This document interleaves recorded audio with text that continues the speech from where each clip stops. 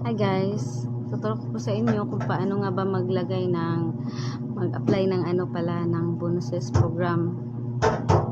Ito pong gagawin natin guys. Punta muna tayo sa ating profile, tapos si dashboard.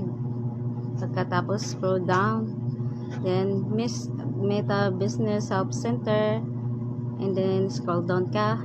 Pagkatapos makita mo yung business type, then piliin natin yung creator. Mag-scroll ka ulit pababa, then makita mo doon yung bonuses. Buksan mo yung bonuses guys, pindutin mo yung express, tapos nandun yung name mo. Makita mo yung name mo doon, di ba? Kalagay doon kung Facebook page ba o ano ba, profile, Facebook page, profile, ganun nga.